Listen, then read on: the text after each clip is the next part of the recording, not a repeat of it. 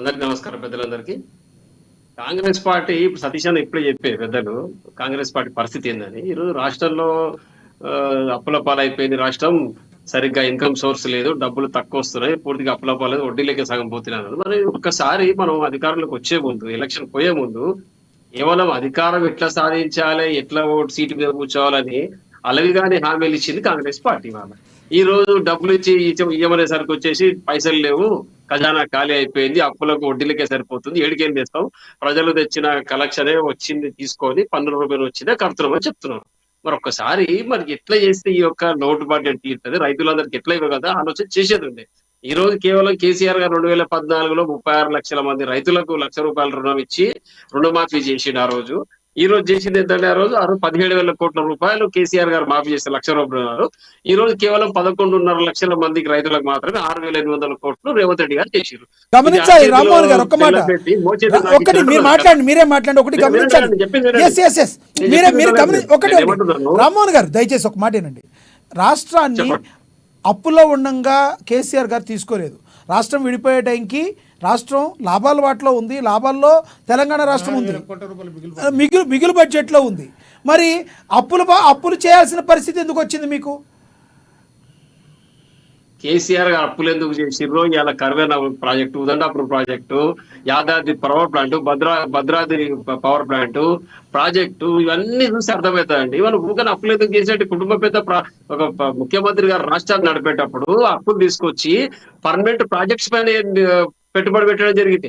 దుబారా ఖర్చు తెలియదు ఎక్కడ కూడా. ఈ రోజు ఛత్తీస్గఢ్ నుంచి విద్యుత్ కొనుగోలు చేసి వేలాది పవర్ లైన్ నిర్మాణం చేయాల్సి వచ్చింది. వాటి కొరకు డబ్బులు ఖర్చు అయినది తప్పితే ఎక్కడ కూడా వృధా ఖర్చు చేయలేదు. ఇట్లా అలివి కానీ హామీలు ఇచ్చి అధికారంలో గడ్డ మీద కూర్చొని ప్రయత్నం చేయలేదు. డబ్బులు వృధా అయినట్టే కదా, రైతులకి దాని నుంచి నీళ్లు అందుతున్నాయా? అంతే అండి, పూర్తవుతుంది. టెక్నికల్ ఇష్యూస్ ఏమైనా ఉంటే దాంట్లో కూడా పరిశీలన చేస్తారు. ఇక రాబోయే ప్రభుత్వం పూర్తి చేయాల్సిన అవసరం ఉంది. ఇది ప్రభుత్వ పరిపాలన ఎవరున్న అధికారులు కేసీఆర్ చేసిన పని కాంగ్రెస్ పరిపాలన చేయదు, దాన్ని పూర్తి చేయాలి కదా. కాబట్టి దానికాడ మనం మాట్లాడుతాం, రాజకీయ ఆరోపణలు చేస్తలేదు. నేను ఇక్కడ ఏం చెప్తున్నాను, కేసీఆర్ గారు 36 లక్షల మంది రైతులకు ₹1,00,000 17,000 కోట్లు ఇవ్వడం జరిగింది ఆ రోజు. ఈ రోజు రేవంత్ రెడ్డి గారు కేవలం 11 లక్షల మందికి ఇస్తున్నారు. మిగతా 25 లక్షల మంది రైతులు ₹1,00,000 రుణం తీసుకుని ఎక్కడ పోయారు వీళ్ళందరూ? ఎందుకు ఇవ్వట్లేదు వీళ్ళందరికీ? మరి దీనికి ఇచ్చి మేము ఇచ్చిన ఇవ్వడం ఏంటండి? ఇలా రైతు బంధు ఎక్కడ డబ్బులు, రైతు బంధు డబ్బులు ఇచ్చేది నువ్వు ఈ రోజు రుణమాఫీ చేసినావు, ఆ డబ్బులు విడుదల చేయండి ఇమీడియట్ గా. మరి అవన్నీ చేయాలి కదా. కేవలం అన్నా చెప్పండి. తినముందు రుచులు ఎందుకే? రైతు రుణం మాఫీ చేస్తున్నాము, రేపు రైతు బంధు కూడా రైతు భరోసా మీలాగనా? నేనేమంటున్నా రామ్మోహన్ అన్న ఒక మాట వినండి. నేనేమంటున్నా, మీలాగా మల్లారెడ్డి లాంటి వ్యక్తులకు, అమెరికాలో వ్యాపారాలు చేస్తున్న వ్యక్తులకు, లేకపోతే గుట్టలు గుండ్రాలు ఉన్న భూములకు, లేకపోతే రియల్ ఎస్టేట్ రాళ్ళు వాతిన భూములకు మేము డబ్బులు ఇవ్వమన్నా. క్లియర్ కట్గా వ్యవసాయం చేసే వ్యక్తికే మేము డబ్బులు ఇస్తామన్నా. ఈ 2 లక్షల రుణమాఫీ కూడా వాళ్ళకే చేస్తామన్నా. మేము రేపు మళ్ళీ 15,000 రూపాయలు ఏదైతే మేము రైతు బంధు ఇస్తామో అది కూడా మేము ఈ వ్యవసాయం చేసే వ్యక్తులకే ఇస్తామన్నా. రాళ్ళు రప్పలు రాజీవ్ రహదారి వేసిన రోడ్డుకు, లేకపోతే రియల్ ఎస్టేట్ భూములకు, లేకపోతే మల్లారెడ్డి లాంటి వ్యక్తులకు, ఫామ్ హౌస్ నడిపించే కేసీఆర్ కు మేము రైతు బంధు ఇయ్యము, రైతు రుణమాఫీ చేయము. ఎప్పుడైతే మల్లారెడ్డి అసోంటి నాయకులకు కాంగ్రెస్ ప్రభుత్వం జమానా నుంచే భూములు ఉన్నాయి, కేసీఆర్ గారు ముఖ్యమంత్రి అయితే భూములు ఎవరు కొనలేదు. నేను డబ్బులు పంచడం ప్రజాధనం పుట్నాలు వచ్చినట్టు మంచిది కదా, బొనుగులు పుట్నాలు మంచినట్టు. ఒక్క నిమిషం, నేనేమంటున్నా, రాజశేఖర్ రెడ్డి గారు ముఖ్యమంత్రిగా ఉన్నప్పుడు, కిరణ్ కుమార్ రెడ్డి గారు ముఖ్యమంత్రిగా ఉన్నప్పుడు పట్టాదారు పాస్ పుస్తకాలు ఉన్న అగ్రికల్చర్ భూమి ఏదైతే చూపించబడిందో వాటన్నిటికీ కూడా రైతు బంధు ఇవ్వడం జరిగింది. ఈ రోజు కేసీఆర్ గారు పెద్ద మనసుతోటి దార్శనికతోటి ఇచ్చినందుకే ఎవరైతే పొలాలు వదిలిపెట్టి హైదరాబాద్ బాట పట్టి వాళ్ళంతా మళ్ళీ గ్రామాలకు రావడం జరిగింది. పొలాలు కల్టివేషన్ పెరిగింది, వరి పంట దిగుబడి పెరిగింది, ఇవన్నీ పెరిగినాయి అన్న. అవన్నీ గమనించాలి, గణాంకాలు గమనించాలి మనం.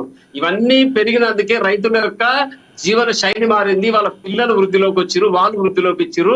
అప్పులు చేయించి సాగుగారుల దగ్గర చేసే పరిస్థితి పోయింది. రైతు బంధు నుంచి, రైతు బీమా నుంచి సగవరగా బతకనికే నేర్చుకున్నారు. ఇవాళ పిల్లలు మంచి విద్య అభ్యసిస్తున్నారు, భూములకు ధరలు పెరిగినాయి. ఇవన్నీ జరిగినాయి ఈ రైతు బంధు ఇవ్వడం నుంచే.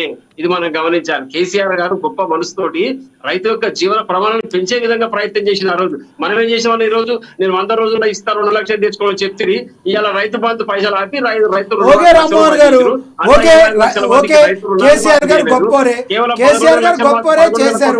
మీరు ఏదైతే హామీని ఇచ్చామన్నారో మీరు చేసి చూడండి, ఎటువంటి పరిస్థితుల్లో చెయ్యాలన్నారు కదా. ఈ రోజు రుణమాఫీ చేస్తున్నారు, దీనికైనా హర్షిస్తున్నారా? మీరు అసలు బీఆర్ఎస్ వాళ్ళు మంచి చేసినందుకు ఒకసారైనా క్లాప్ కొట్టి ఎదురు వాళ్ళని ముందుకు పంపిస్తారా? దానిలో కూడా లోటు వెతుకుతారా? వినండి. ఆ రోజు ఏం చెప్పినాం, కాంగ్రెస్ ప్రభుత్వ అధికారులకు వచ్చింది, మీకు శుభాకాంక్షలు తెలియజేస్తున్నాం. ఏవైతే మీరు పథకాలు పేపర్లో పెట్టారో, మేనిఫెస్టోలో పెట్టి అందరికి ఇచ్చినారో అవన్నీ కూడా అమలు చేయండి, వాటి కొరకు మేము కూడా సహకరిస్తాం ప్రతిపక్షంగా చెప్పడం జరిగింది. ఈ రోజు కాంగ్రెస్ ప్రభుత్వం చేసిన పని సగం సగం ఎందుకు చేస్తున్నారు? అరచేతిలో బెల్లం పెట్టి మోచేతి నాకమని చెప్తున్నారు. ఇది భావ్యం కాదు. ఇది ఇమీడియట్ గా 35 లక్షల మంది రైతు కుటుంబాలు ఎదురు వాళ్ళందరికీ కూడా ₹1,00,000 రుణం ఇమీడియట్ గా మాఫీ చేయాలి. మళ్ళీ 2 లక్షలు అని చెప్పినారు, అది కూడా ఇమీడియట్ గా ఫుల్ఫిల్ చేయాలని చెప్తా ఉన్నాం. ఏదైతే రైతు బీమా రైతు బంధు ఆపిర్రో ఆ డబ్బులు కూడా ఇవ్వమని చెప్తున్నాం. 15,000 చెప్పారు కదా, ఎకరాకు డబ్బులు ఇస్తాను వచ్చింది 100 రోజులు జస్ట్ అయింది. ఒక్కొక్కటి చేస్తున్నారు. చేసే వాటికి ఏమన్నా మీరు శుభాకాంక్షలు తెలుపుతారేమో అనుకుంటే కూడా చేయమనే చెప్తున్నామన్నా. మేము కేసీఆర్ గారు ఏమన్నారు ఆ రోజు, ఈ రోజు ఏమంటున్నాం, ఏదైతే హామీలు ఇచ్చిండ్రో వాటిని పూర్తి చేయండి అంటున్నాం. తెలంగాణ యొక్క రైతాంగానికి, తెలంగాణ యొక్క ప్రజలకు మేలు జరిగేది మా యొక్క ప్రయత్నం, మా యొక్క ఆలోచన విధానం. మేము ఇక్కడ కాంగ్రెస్ పార్టీని ఏమి తిడతలేం, తూలనాడతలేం. మేము మీరు చెయ్యండి, మొత్తం చేయండి, ఫుల్ఫిల్ చేయండి, చెప్పిన మాట ప్రకారం నడుచుకోండి అంటున్నాం. 2 లక్షలు డిసెంబర్ 9 ఇస్తాను, ఇలా జూలై వచ్చింది, ఇంతవరకు డబ్బులు ఇవ్వలేదు, ఈ రోజు ఇచ్చినాం. అది కూడా రేషన్ కార్డు ఉంటేనే అన్నాం. మళ్ళీ అందరు ప్రతిపక్షాలు కానీ ప్రజా సంఘాలు, రైతు సంఘాలు మళ్ళీ గగ్గోలు పెడితే మళ్ళీ మాట మార్చినాం. ఇవన్నీ ఎందుకు చేస్తున్నాం? సర్కస్ పనులు బంద్ చేసి ఇమ్మీడియట్ గా చెప్పిన మాట వాస్తవానికి ఏం చెప్పినా అది ఫుల్ఫిల్ చేయమని కోరుతా ఉన్నాం. రేవంత్ రెడ్డి గారికి ఆ భగవంతుడు మంచి శుభాశీస్సులు ఇవ్వాలి, మంచి శక్తి ఇవ్వాలి, మంచి ఆలోచన విధానం ఇవ్వాలి. రాష్ట్రానికి వినండి, రాష్ట్రానికి ఇన్కమ్ ఎట్లా అదే ఆలోచన చేయండి. అప్పులు తీసుకొచ్చి కేసీఆర్ గారు చేశారా? సర్కస్ పనులు అన్నారు చూడండి, సర్కస్ పనులు అన్నారే. దళిత బంధు ఇస్తామన్నారు, కేసీఆర్ గారు ఒక్క రూపాయి వృధా చేయలేదు. దళిత బంధు ఇస్తామన్నారు, ఒక దళితుడిని సీఎం చేస్తా అన్నారు. ఇవన్నీ సర్కస్ పనులు కావాలి. వినండి సార్, మళ్ళీ మనం పాత జోలి మాట్లాడితే ఎట్లుంటదంటే, దళితుడిని ముఖ్యమంత్రి చేస్తా అన్నప్పుడు మొట్టమొదటిసారి అధికారం రాగానే అందరూ కూడా సబ్బండ వర్గాలు ముఖ్యమంత్రిగా ఎవరైతే కేసీఆర్ గారు కోరుకున్నాయి.